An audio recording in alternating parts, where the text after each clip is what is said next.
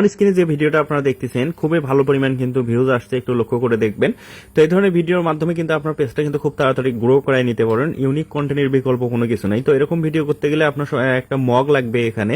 তো মগের কিন্তু আপনাকে একটা ছবি তুলে নিতে হবে। অবশ্যই মগের ভিতর কিন্তু পানি রাখতে হবে। এখানে একটা আমি কিন্তু পাথর ফেলাচ্ছি, আর এখানে কিন্তু আমি ছবিটা তুলবো। যখন পাথরটা পড়বে সেম তখনই কিন্তু আমি ছবিটা উঠাই নেবো। তো নেওয়ার পর প্রথম স্টেপ শ্যুটটা কিন্তু শেষ। দ্বিতীয় স্টেপে আমার শ্যুট নিতে হবে এখানে, মানে শ্যুট বলতে কি এগুলো কিন্তু আমি ফটো তুলে নিছি। এগুলো সব আপনারা ফটো তুলবেন, মগেরটা, তারপর এখানে যে আমি হাত দিয়েছিলাম সেটাও।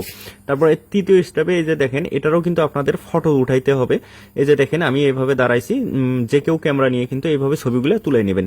তো তৃতীয় স্টেপ কিন্তু চলে গেল। চতুর্থ স্টেপে আপনারা যে রিলগুলা বানাবেন, এই ফটোগুলো যে মানে ফটোগুলোর আগে যে রিলটা দেখাইতে হবে সেটা আপনারা এই যে দেখেন আমি একটা বালতির উপরে কিন্তু মগটা রাখতেছি। চাইলে সুন্দর একটা জায়গার মধ্যে মগটা রাখবেন এবং পিছনে ব্যাকগ্রাউন্ডটা যেন সুন্দর থাকে, সেটা আরো বেস্ট হবে। এই যে এরকম করবেন 5 থেকে 6 সেকেন্ড। ওই 6 সেকেন্ডের সঙ্গে কিন্তু আপনারা এই ফটোটা কিন্তু এডিট করে লাগাইতে হবে, ঠিক আছে?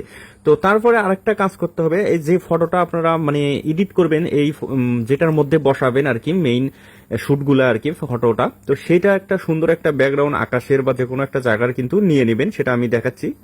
তো এই যে দেখেন এটার মধ্যে কিন্তু আমি এডিটগুলো করব। চাইলে আপনারাও এরকম সুন্দর একটা ফটো নিয়ে নেবেন। আমি কিন্তু সরাসরি চলে আসছি আমার ইনশটে, আপনারাও ইনশট দিয়ে করে নেবেন। ইনশটে কিন্তু এটা পারফেক্ট হবে। ইনশটে যাওয়ার পর এই যে ফটোতে ক্লিক করলাম, যাওয়ার পর নিউ প্রজেক্ট, ঠিক আছে? এখানে যাওয়ার পর সর্বপ্রথম আমাকে যে বিষয়টা দেখতে হবে, এই যে গ্লাস মানে মগটা নিয়ে আমি ভিডিও করতে যাচ্ছি সেটার কিন্তু আমাকে আমি সিলেক্ট করে নিলাম। নেওয়ার পর এটা আমার ব্যাকগ্রাউন্ড রিমুভ করতে হবে, তার জন্য আমি চলে গেলাম কাট আউটে। কাট আউটে যাওয়ার পর এই যে দেখেন অটোমেটিক কিন্তু এটা রিমুভ হয়ে গেল। যেখানে টিক চিহ্ন টিক দেবেন, ঠিক আছে? এই যে এখন দেখেন এটা কিন্তু রিমুভ হয়ে গেছে, ঠিক আছে? তারপর এখানে এই যে এক্সপোর্ট করে নেবেন আপনারা।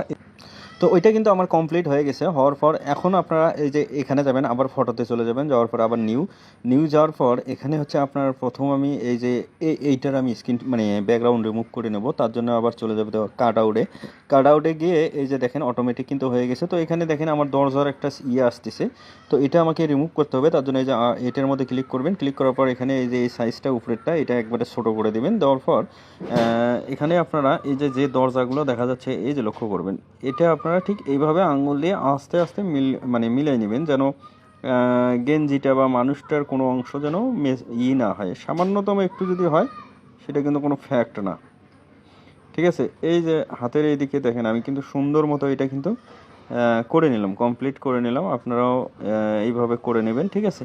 তো নেওয়ার পর এখন দেখেন উপরের দিকে এই কর্নারটাতে একটু জায়গা আছে, এটাও আমি কিন্তু একটু যতটুকু সম্ভব এটাও কিন্তু আমি করে নিলাম। তো এটা আমার কমপ্লিট। তারপরে যেখানে টিক চিহ্নতে টিক দিবেন, এই যে আমি টিক দিলাম।